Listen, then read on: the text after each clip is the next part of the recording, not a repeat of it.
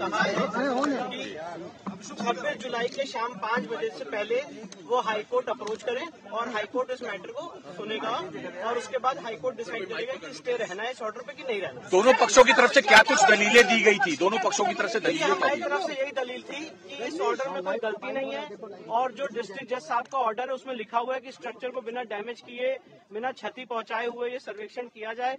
और मुस्लिम पक्ष की तरफ से ये बहस की गई कि नहीं,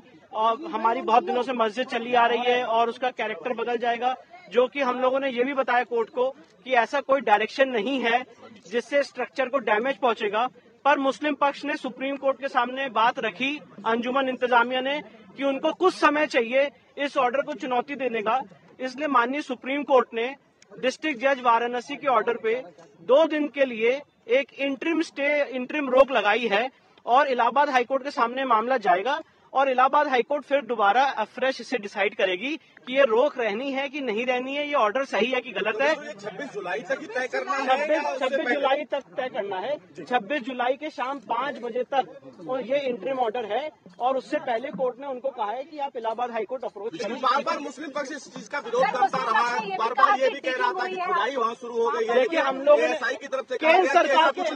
सरकार के वकील ने, ये गलत स्टेटमेंट था, केंद्र सरकार के वकील ने सुप्रीम कोर्ट के सामने माननीय तुषार मेहता साहब ने कहा कि अभी खुदाई का कोई आदेश नहीं हुआ है, ना वहाँ पे खुदाई हो रही है, वहाँ पे सिर्फ और सिर्फ रेडार के जरिए सर्वेक्षण किया जा रहा है, मेजरमेंट किया जा रहा है, मैपिंग की जा रही है, जिससे स्ट्रक्चर को कोई डैमेज नहीं पहुंचने वाला है। पर अंजुमन इंतजामिया के जो पक्ष था उन्होंने बार बार ये कहा कि हमें कुछ समय चाहिए और खुदाई हो जाएगी, बहुत डैमेज हो जाएगा और हमें कुछ समय चाहिए डिस्ट्रिक्ट जज साहब के ऑर्डर को चैलेंज करने का, क्योंकि ऑर्डर फ्राइडे को शाम को 4:30 बजे हुआ था, इसलिए से चैलेंज करने का कुछ समय दिया जाए। इसलिए माननीय सुप्रीम कोर्ट ने उनकी इस प्ली को ध्यान में रखते हुए 2 दिन की उनको मोहलत दी है इस ऑर्डर को हाईकोर्ट में चैलेंज करने के लिए और हाईकोर्ट इसको 2 दिन के जैसे ही वो फाइल करेंगे उसको कंसिडर करेगी। और मैं आपके सामने ये भी कहना चाहता हूँ, हमारी पूरी लीगल टीम, हम लोग हाईकोर्ट पहुंच रहे हैं और इसका पुरजोर विरोध करेंगे।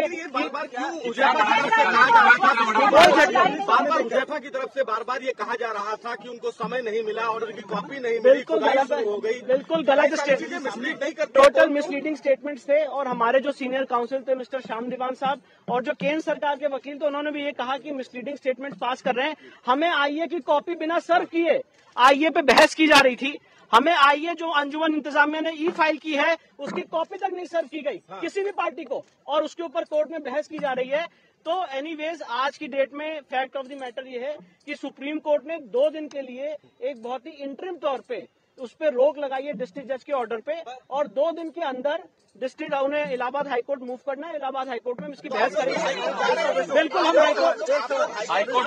बिल्कुल हाईकोर्ट जा रहे हैं।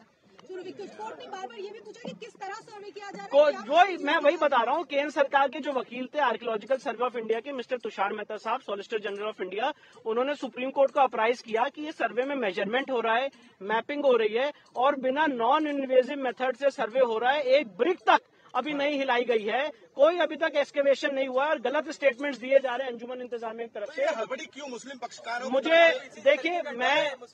मैं सिर्फ इतना कहना चाहता हूं कि ज्ञान व्यापी का सच आर्कियोलॉजिकल सर्वे ऑफ इंडिया से ही निकलेगा और हम इलाहाबाद हाईकोर्ट को परसुएट करेंगे जितनी हमें ईश्वर ने शक्ति दी है ये समझाने के लिए कि इस ऑर्डर में कोई गलती नहीं है।